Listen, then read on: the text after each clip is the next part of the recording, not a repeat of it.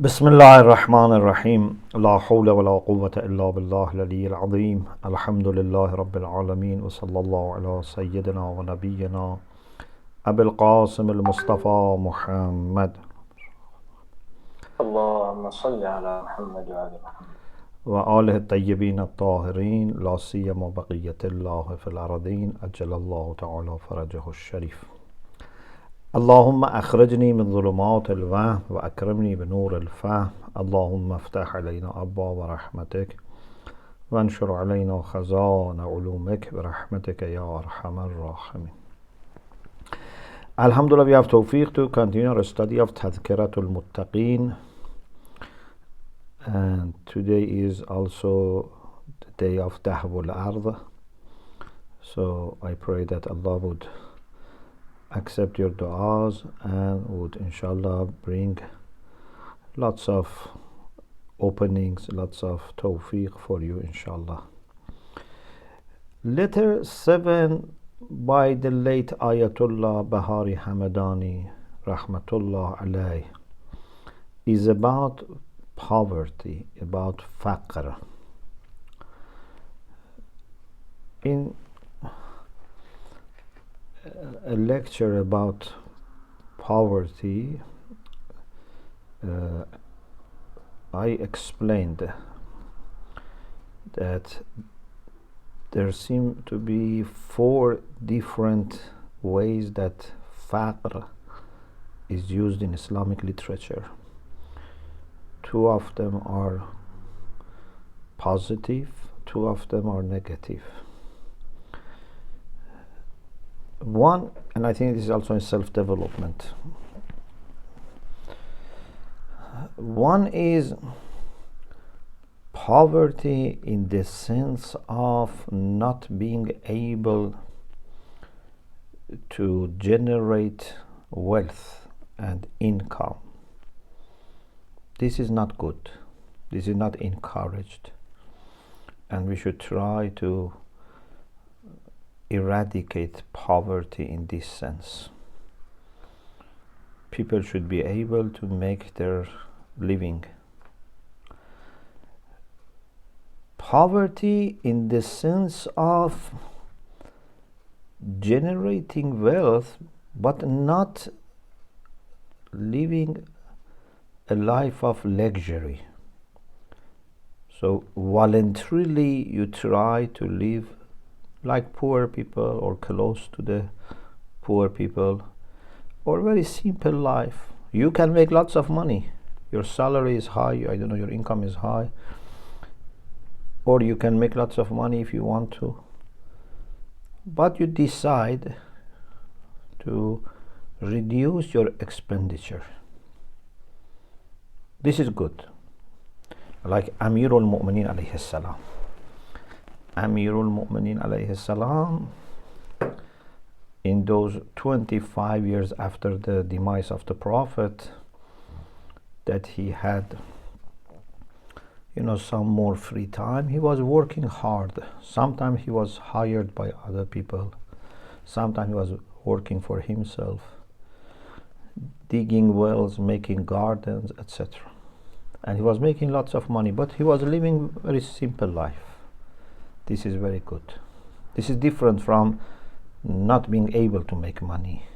Either you don't work hard or society has not given you opportunity.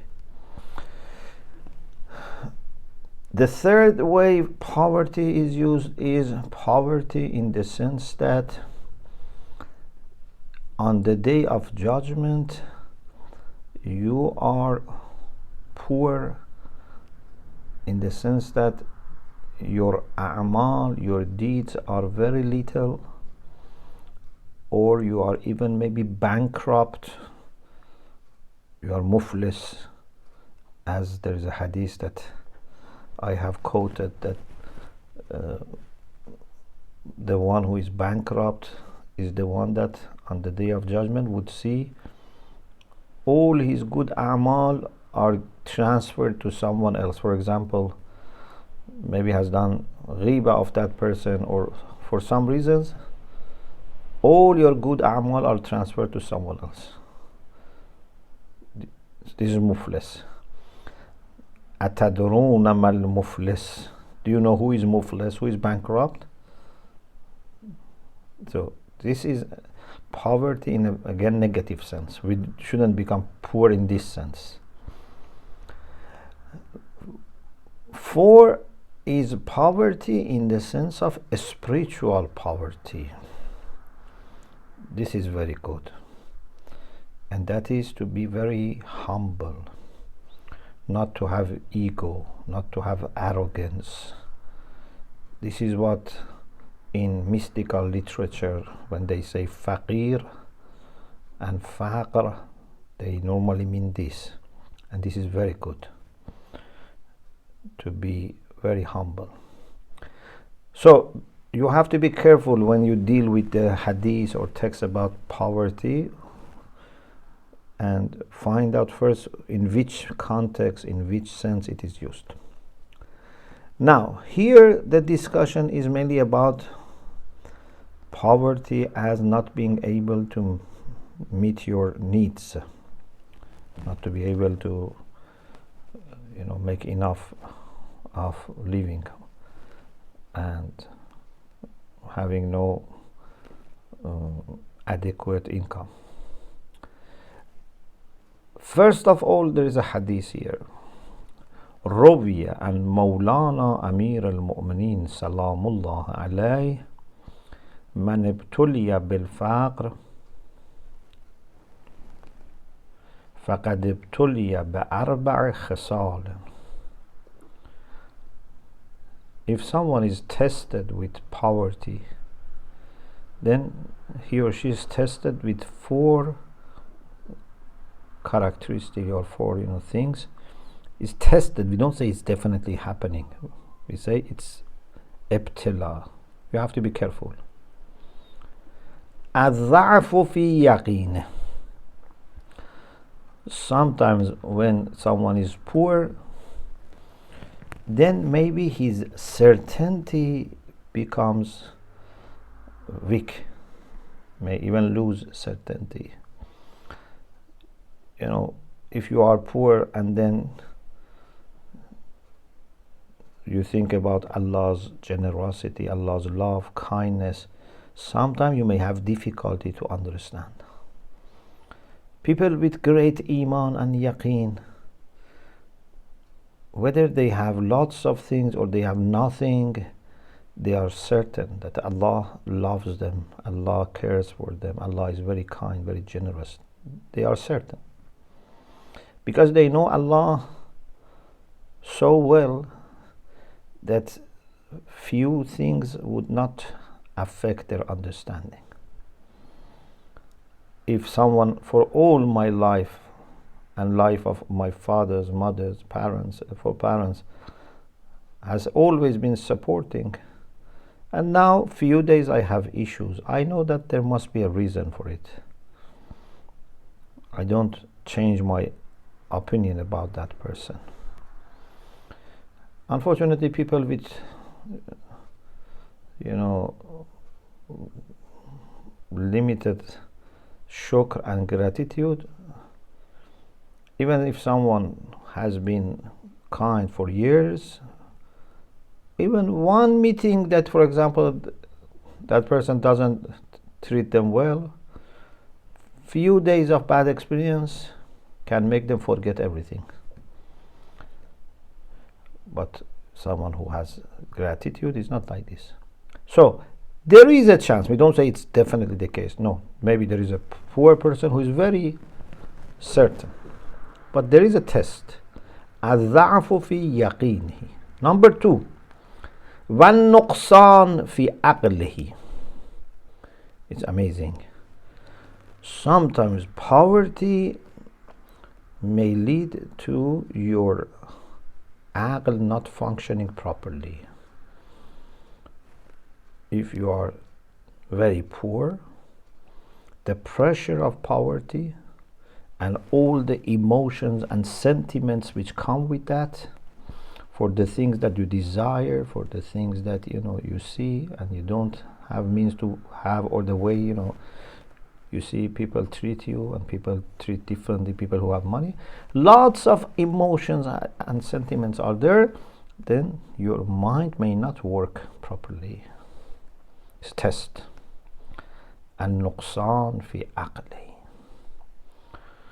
والرقة في دينه.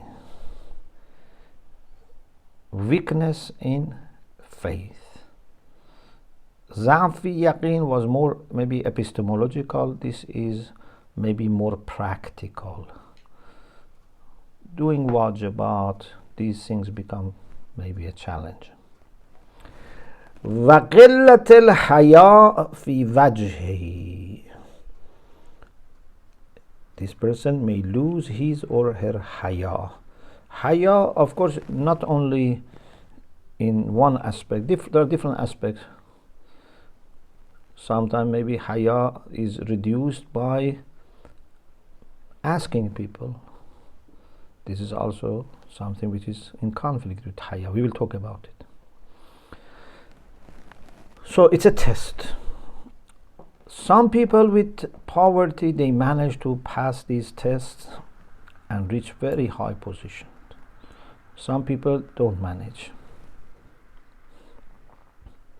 So he says, if someone is faced with poverty, should observe these things. First,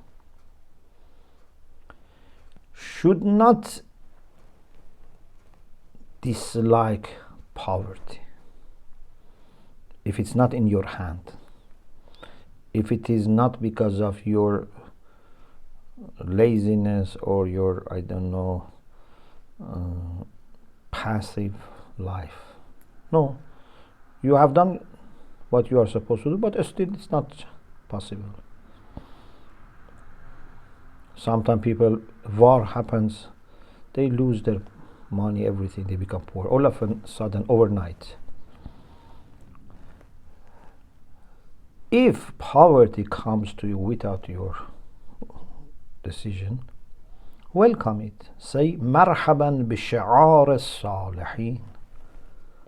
Welcome to something which is the motto of the righteous people, in the sense that the righteous people welcomed simple life, and now you have this poverty not because you'd want it, but it has happened. Okay, so now you can be like people that without being guilty, without being responsible, they have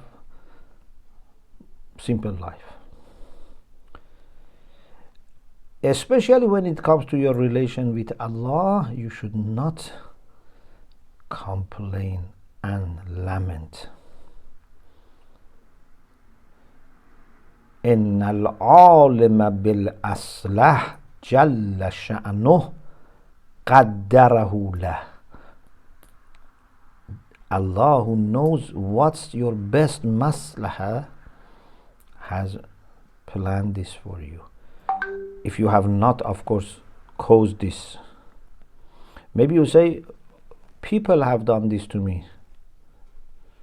Yes, actually, most of the time, either us or people do this. It's not that Allah wants us to suffer, but Allah is so kind that if you didn't have any role, He would undertake the responsibility of rewarding you for your suffering, even if this is caused by other people. Some of you may remember we had this example that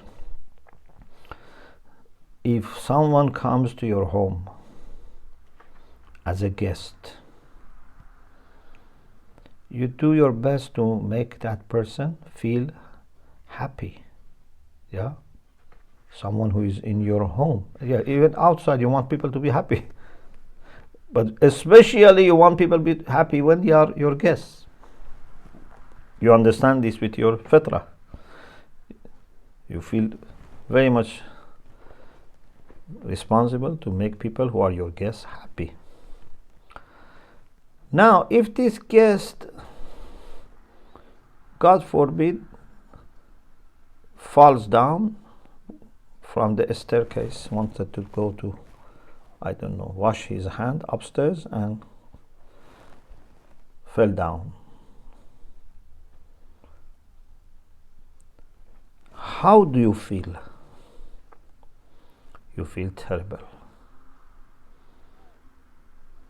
You don't say, I didn't do this to him. He was careless, or it happened to him anyway. People make mistakes. Things can happen. No. Because this has happened in your house to your guest, you feel terrible. And you will do your best to make sure that he is quickly receiving treatment and becomes again the same. You try to do something extra to make him forget this. This helped me, this example, to understand how Allah subhanahu wa ta'ala is so generous for our suffering, even if people have caused this. I suffer because of my husband or wife, or I don't know, in-laws or neighbors. Why Allah should reward me if I am patient?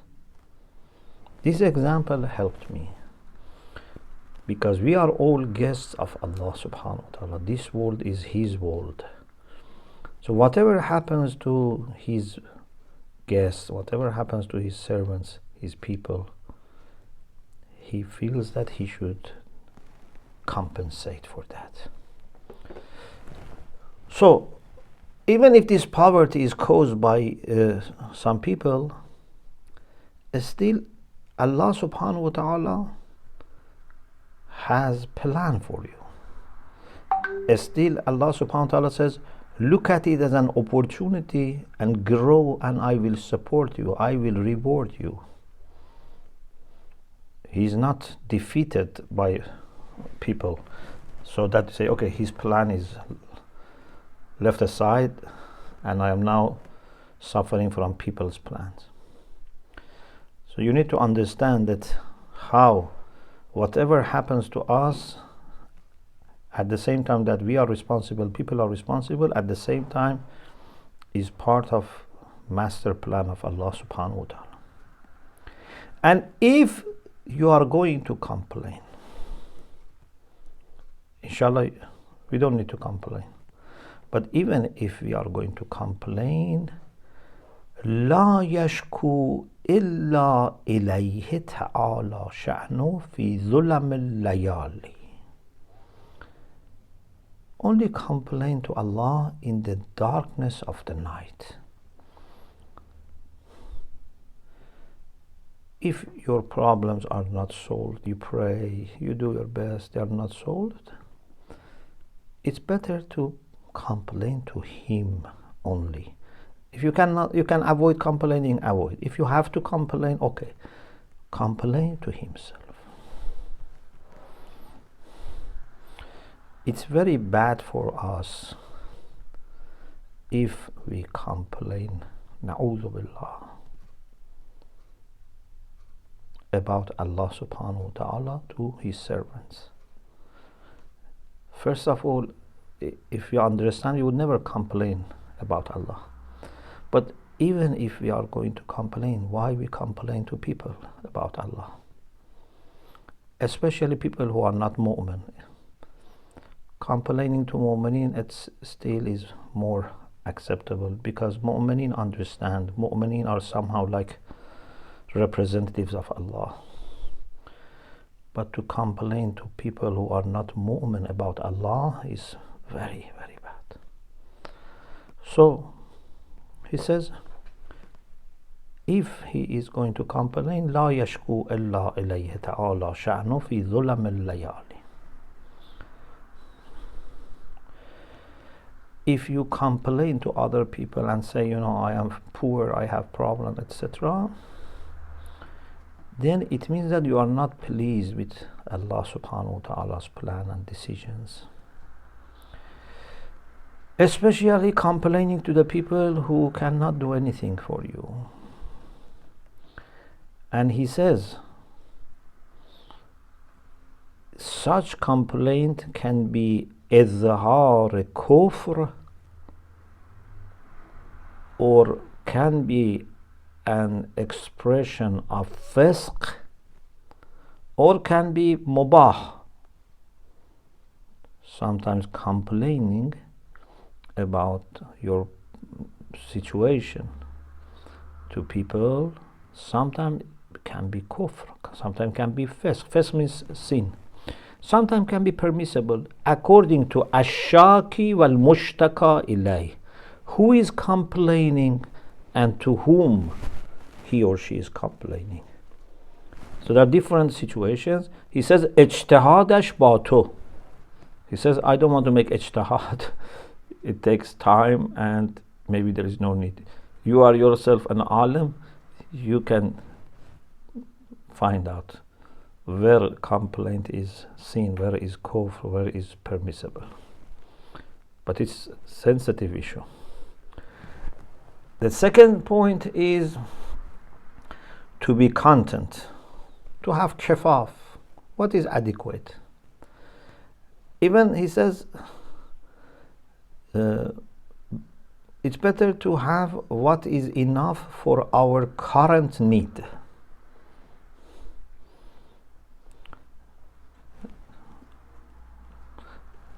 Someone like me, because I am not in that level of tawakkul and yaqeen that Ayatollah Bahari Hamadani is, I say, a little saving is good.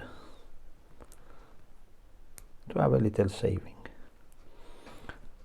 but not lots of money to be saved.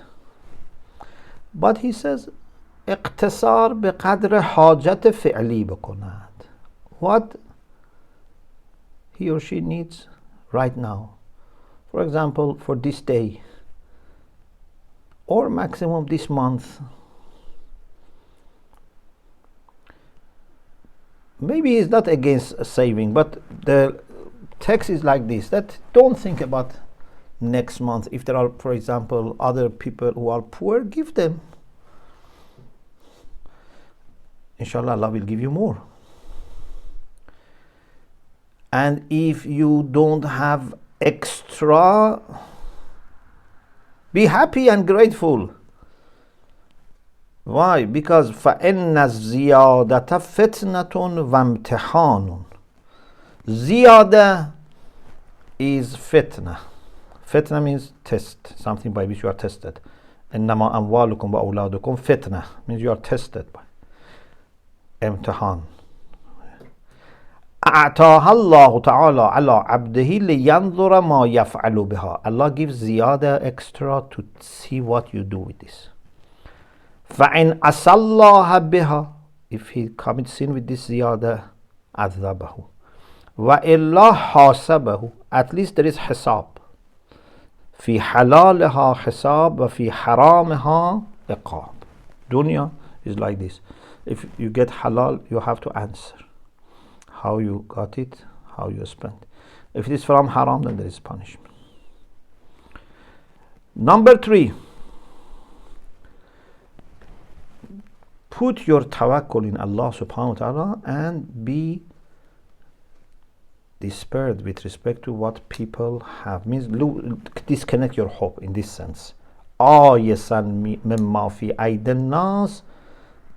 If you want to translate literally, means to be despaired about what is in the hands of people, which means to cut your hope. Put your trust in Allah and don't put your hope in what people have. Or as we have in some hadith, قَطْعُ الطَّمَعِ عَمَّا فِي أَيْدِ النَّاسِ. Don't have expectation from what people have. It's very difficult. For example, suppose I don't have enough money. My father has lots of money. My brother has lots of money. My in-law has some. My friend. It's very difficult not to develop expectations. And then in your heart at least demanding them. Why he's not giving me? A moment should not have his expectations in money of people, in pockets of people. What they should do is different thing, but I should not put my hope in them. I should have my hope and trust in Allah subhanahu wa ta'ala. Especially, he says, don't flatter rich people and say this is humility, this is tawadhu. If you want to do tawadhu, do tawadhu to the people who are in your level or lower than you, not to the people who are richer than you. He says, إن تواضع الفقير هو التكبر عليهم من حيث أنهم أغنياء. Humbleness of a poor person is to show takabbur to the rich people because they are rich. You know, we have this hadith, من تواضع غنيا لغناه فقد ذهب ثلث دينه. If someone shows humility towards a rich person just because he's rich, not because he's mu'min, not because he's older, not because he's an uncle or I don't know, just because he's rich, you show tawadhu, humility to that person, 2/3 of your faith have gone. So it seems that he wants to use this and say the opposite, that someone who is rich, because he's rich, you try to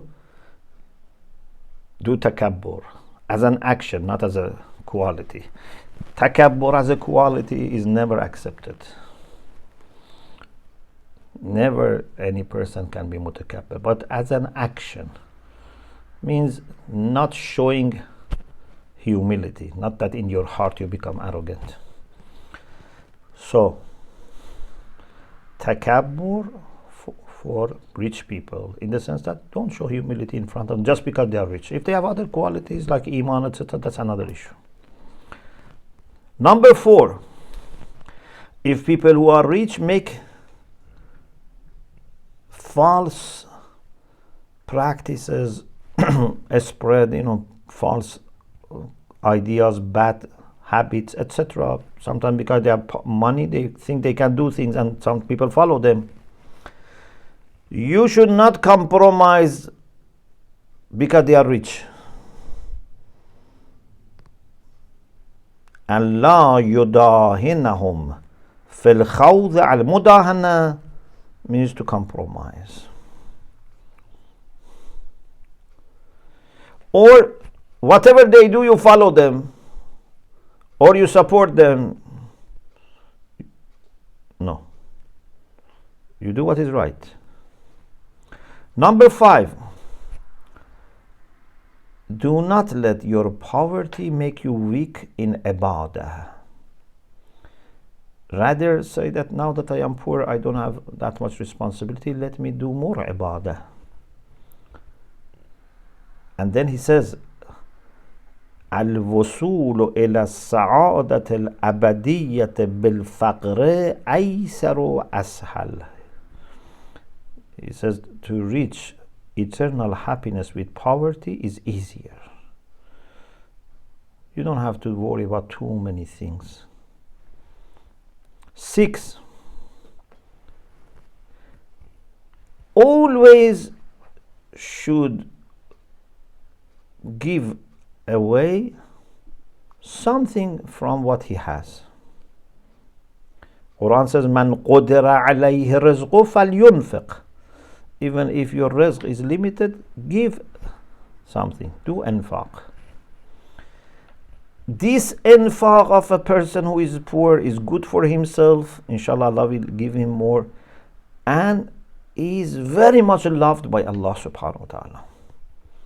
فَإِنَّهُ أَفْضَلُ عِنْدَ اللَّهِ تَعَالَى مِنْ بَذْلِ الْأَغْنِيَاءِ مِنْ وُجُوهٍ. In different ways, it's better than rich people giving, even if they give more. But he says there is no time to expand on this. Wallahu a'lam. 7, if people want to give you something, if you know it is haram, you must not take it. If it is dubious, or it is halal but mixed with minna, they want to oblige you, they want to, later keep mentioning this, etc., it's better to give them. And I mean not to accept, reject, not to take. But if you know it is hadiyatun muhallalatun bighayr minnah, if it's a gift which is halal without any minnah, ustuhibba lahu al-qabul, it's mustahab to take. Don't become stubborn and say, no, I don't want to take anything from anyone. No, if a person with good intention is giving you something halal, tayyib, it's mustahab to take. Hadiya should be taken. Ta'assiyan bin Nabi wal a'imma alayhimus salam. Prophet and Imams also used to take hadiya and gifts. But it should be halal. It should be without secondary problems. وَإِنْ كَانَ مِنَ الصَّدَقَاتِ وَهُوَ مُسْتَحِقٌ. If someone is giving sadaqat and you are mustahiq, for example, is, I don't know, zakat, it's different types of sadaqat, voluntary, obligatory, etc. And you are mustahiq, you are entitled. But if that person is giving riya'an wa sum'ah, is giving to show off, it is possible to say that you shouldn't take it.